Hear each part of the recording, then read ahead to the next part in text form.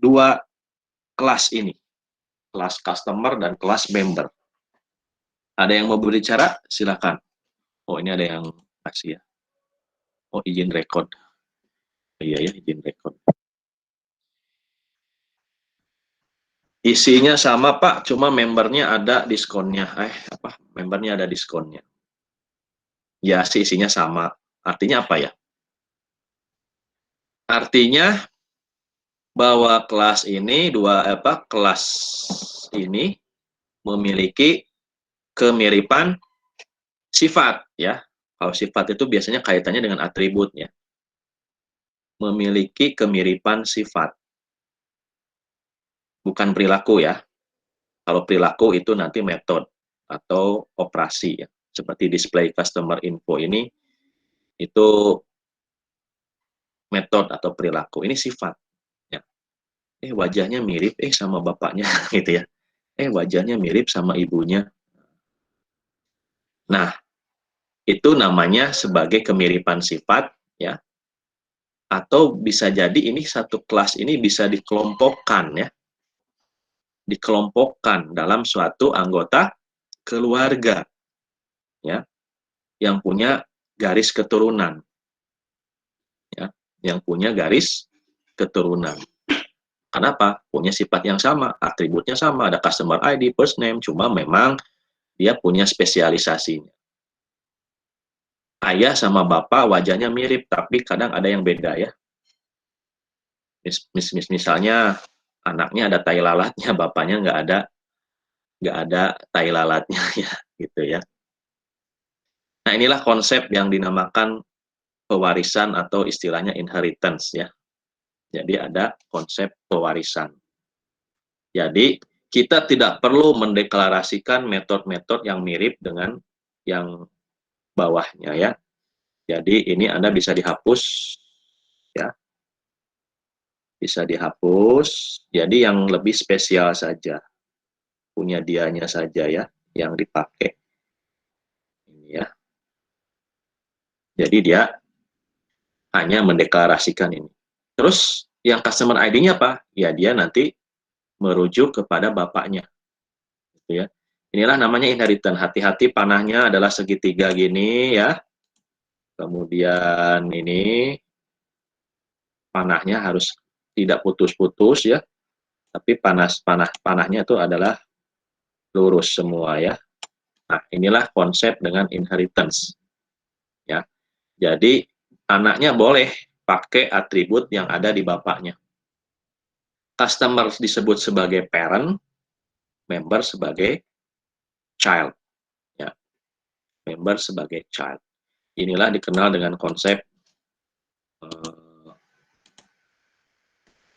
inheritance atau pewarisan. Pewarisan bisa berupa pewarisan sifat, nanti bisa berupa pewarisan atributnya. Intinya sih ya memang si dua kelas ini punya hubungan silsilah keluarga ya. Nah itu, jadi ada konsep inheritance pewarisan. Atau kalau namanya istilah di Javanya itu namanya extends ya. Jadi kelas member mengextend kelas customer. Artinya apa? Extend itu kan memperluas atau mengembangkan. Jadi kelas member itu adalah mengembangkan. Ya. Ke bawah itu dikenal dengan istilah spesialisasi. Ya. Ke bawah itu nanti ada istilah spesialisasi. Spesialisasi. Ya. Ini punya spesialnya si kelas-kelas itu, tapi ada kemiripannya dengan kelas lain ya. Kalau ke atas ya, kalau ke atas ya, ke atas ya, ke atas itu istilahnya dengan generalisasi. Generalisasi. Kalau ke atas ya, ke bawahnya spesialisasi. Nah itu inheritance dan pewarisan. Nah Di sini saya akan perkenalkan akses modifier yang baru ya, karena ini sudah ini. Jadi kita ada akses modifier baru. Apa akses modifier itu? Itu visibility kita mengakses data-data yang ada di setiap kelas ya, atau di setiap objek. Kemarin kita sudah belajar yang negatif itu adalah private ya. Private ini hanya bisa diakses di dalam kelas yang sama ya. Jadi hanya bisa diakses di lingkupan kalau di customer ya, di customer. Tidak bisa nih member mengakses customer ID di sini nggak bisa, meskipun dia bapaknya. Misalnya bapaknya punya brankas yang punya kode sendiri ya, anaknya nggak tahu untuk kodenya gitu ya. Nah itu private gitu ya, itu private. Nah gimana cara mengaksesnya nanti kita lihat. Kemudian yang paling ini, yang paling tidak ada embel-embel itunya itu namanya default ya. Default itu hanya bisa diakses dalam satu package yang sama. Ya, ini dalam package, ini dalam package sama. Jadi tadi kalau pertemuan satu package-nya, maka kelas-kelas di dalam pertemuan satu ya bisa mengakses datanya satu sama lain. Kalau private ini ya hanya bisa diakses di kelas itu, dalam kelasnya. Kelas yang sama ya. Kemudian Anda juga nanti, nah ini mulai diperkenalkan nih, protected. Nah, protected.